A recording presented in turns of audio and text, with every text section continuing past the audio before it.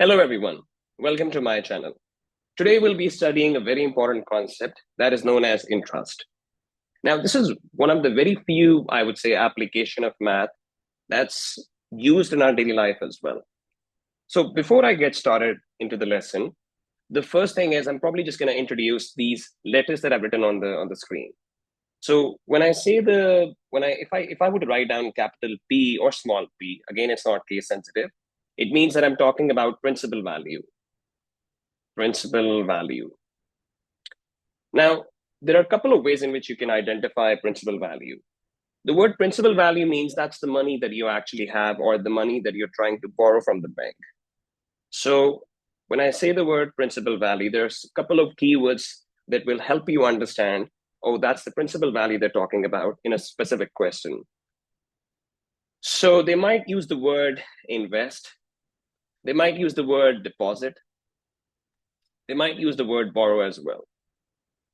If you see these keywords, instantly it should pop in your mind that this has to be my principal value. In a similar way, capital R or again small r, doesn't matter, represents the rate of interest. Rate of interest. And this will be given to you as a percentage. So this might be given to you as 3% per year. And similarly, T represents the time period that we have, which could be again 1 year. Now, this brings me to a very important concept, and that is something that is going to be the most important part of this video. So I want all of you to please focus, as in for what I'm about to just say. Now, rate of interest and time should be in the same format. When I say the word format, let me just explain my vocabulary. That means if I gave you my rate of interest in years, then time should also be in years. So in other words, I'm just saying that if I gave you my T value as maybe 12 months, then it should be your task in that question to convert this 12 into 1 year. And you should take your time as 1 year. In a similar way, if I gave you my rate of interest in months, then time should also be taken down in months. This is something that's going to be very important. Similarly, if I give you my rate of interest in days, what does that mean? That time should also be taken down in days. Again, you'll understand this, as we discuss the questions, but this is like the basic gist of this, topic that you should understand. So now coming back to this, we have two types of interest, by the way. The first one is known as simple interest, and the second one is known as compound interest. If you ask me which one is better, I would say compound interest in real life is better. There's one of the interviews, you can search it up online as well. There's a very famous billionaire who once said, and they asked him, what's the reason for having this much wealth? And he said, thanks to compounding. What he meant was thanks to compound interest, because he kept his money in the bank and the bank used to pay him interest every year. And it just kind of, as an exponentially made him rich. Now, having said this, let's discuss this. When I say the word simple interest, that means I means interest. So the interest amount is actually, this is something that we call as interest is equal to, P represents, I've already explained principal, R represents rate of interest, T represents the time we have in years or days, depending on whatever R is given to you, over 100. Similarly, for compound interest, the formula is A, which is again the total amount that we have. Total amount is equal to P, which represents principal value, 1 plus R, which is again rate of interest over 100 raised to the power T. Now, this concept or this topic that we are discussing has a direct application, or I would say a direct, as a link with something that you will be studying. Probably I'll explain that in some other video. It's known as graphs of functions. Graphs of functions. So again, just a single part of this interest, compound interest, actually has a direct link with this topic. Again, I'll probably explain when the time comes. For now, just understand that these are the two formulas. Are they going to be given to you in the formula sheet? Unfortunately not. And there is something else that is very important, which is actually this, that total amount is equal to P, which represents principal amount, plus I, which represents the interest amount. What I'm trying to tell you over here is that if I ask you that you have some money and you get some interest, let's say you deposited $100 into your bank account and the bank paid you an interest of $10. So what's the total amount of money that you'll get? What's the total bank balance going to be? Can I say that has to be 110? So what I'm trying to tell you over here is that if you were to use this formula for simple interest, it's just going to give you 10. So it should be your task, if the question is asking you to figure out the total money, that means you should add the principal amount. So this is my principal, this is my interest, and that's the total amount that you will be having in your bank. Again, this might sound a bit overwhelming, but don't worry, we'll be discussing this just in a short while when we look at a question. Similarly, when I talk about compound interest, it doesn't give you the interest, it gives you the total amount that we have. So in most questions, you'll see they'll try to play with words, and they will ask you to figure out the interest. That means you should plug it into this formula, plug in your principal amount, move this on this side, and then figure out the interest. Again, we'll have a look just in a short while. Now let's discuss these questions. Now this is a question that I've taken from Edexcel, and it's something that is very important. The question says, Ed invest 500. What did I tell you about this keyword over here? I said, this is something that represents my principal amount, right? So can I say the P over here is 500 bucks? Easy. Similarly, the question says R percent per year. So I can say that my rate of interest is given to you as R percent per year. So what does that tell you? That time should also be in years, right? Excellent. Which is exactly how it's given to us. T is equal to 14 years. And what kind of interest is this? Simple interest. There's also one more thing that I should probably tell you, that in a given question, they won't play with you as to identify where to apply simple interest and where to apply compound interest. So I guess what I'm trying to tell you over here is that in the question, they will explicitly mention that it's simple interest or compound interest. So they won't trick you into this. Now the question is asking us, find the rate of interest. And they've also given us that the total amount is 675. If I were to scroll back up, I did tell you that this simple interest formula just gives you the interest. Whereas in the question, they have actually given us A, which is the total amount that we are having. So if I were to zoom in over here, I can say this value that is given to us is actually the total value that we have, which is $675. If I ask you, what's the formula that's applicable on both of them? Like I said earlier, it's going to be A is equal to P plus I. So what exactly will be my interest amount? I plug in my value for this total amount, that is 675. Similarly, principal value is also something known, that is 500 plus I. If I move things around, I should end up getting my interest amount as $175. But this is not what the question was asking us. The question requires us to figure out how much is the rate of interest. And for that, I'm just going to write down the formula over here. PRT over 100. Again, it's not case sensitive. In some books, you might see that they have written down small r. Like I said, it doesn't matter. So let's plug in the value. I can say that now my value is 500 times r is just small r times t, which is 14 over 100. And then we have interest amount known to us as well. That is something that we just figured out, which is 175. So I can say, well, this has to be 175.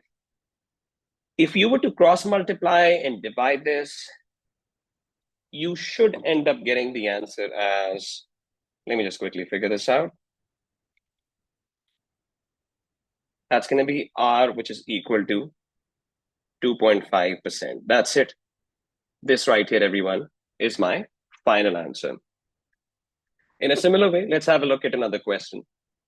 Now, again, in this case, it says, if I invest this much. So what did I tell you about this? That means this is going to be my principal value. I would highly recommend, as soon as you read the question, I would expect that you should write down the given information that's provided to you. Then it says that we have rate of interest as 2.2% per year. And what kind of interest is this? Compound interest.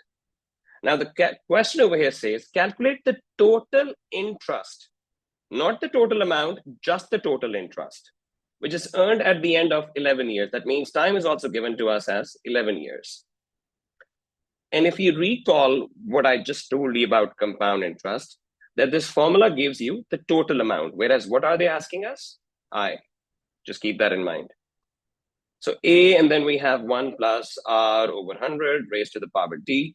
Let's plug in the value. So we have this as 400, 1 plus rate of interest is 2.2 over 100 raised to the power t, which is, again, in this case, 11. If I were to put this into my calculator,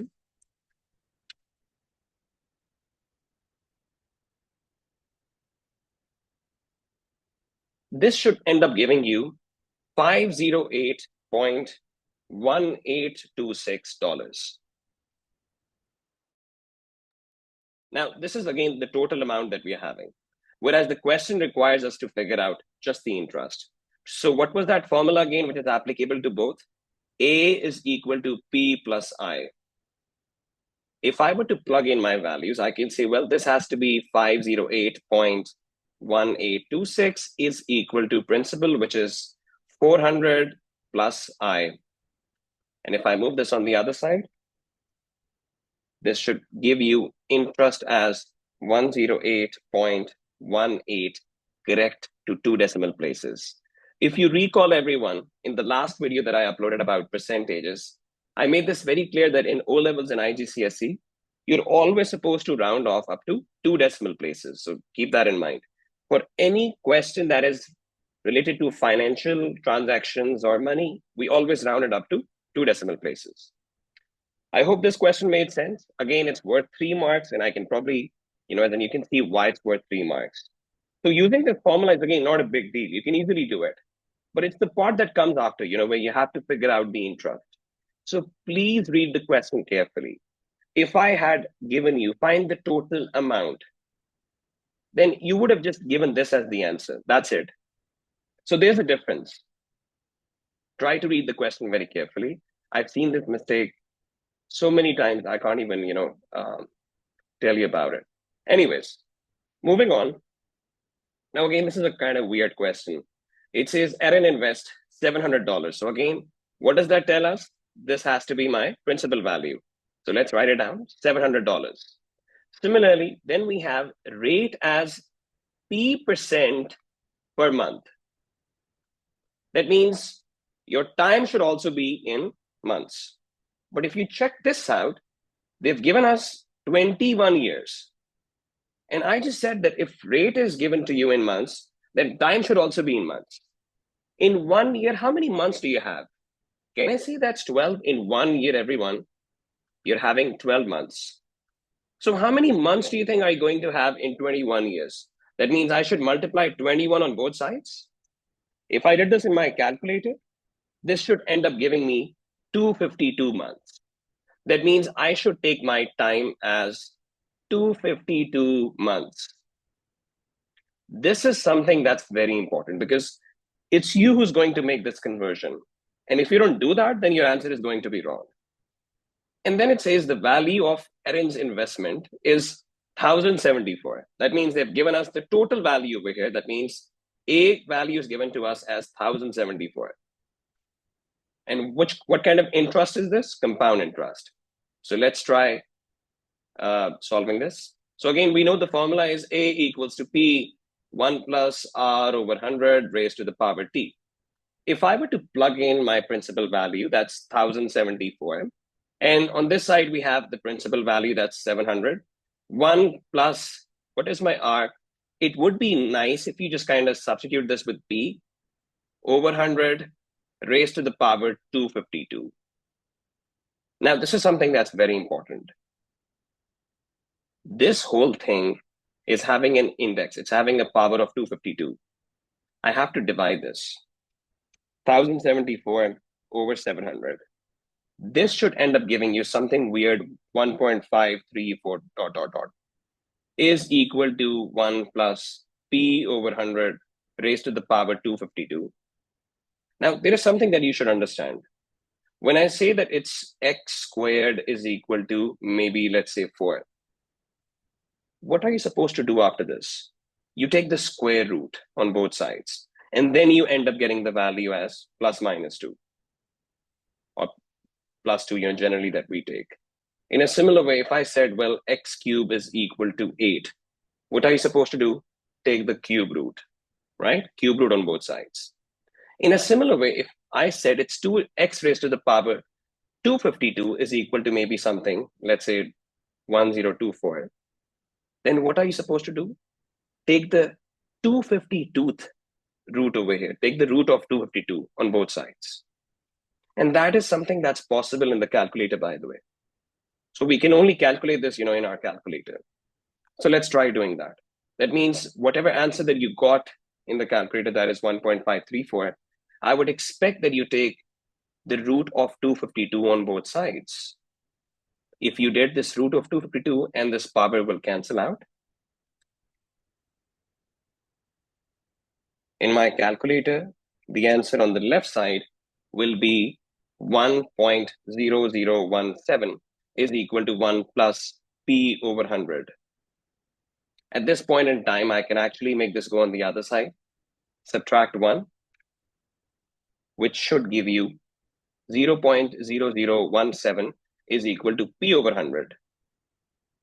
And now if I multiply this by 100, this should end up giving you the p value as 0.17%. Are we not supposed to round this off to 3 decimal places? Now, again, you have to read the question very carefully. And you would realize that the question says, correct to the nearest dollar. So that's how they've already rounded up. Now, in this case over here, you can write down the answer as p is equal to 0.17, or perhaps p is equal to 0.170% as well. That's it.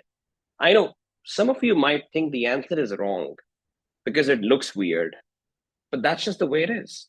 You need to realize that we deposited almost in our bank $700 for 21 years.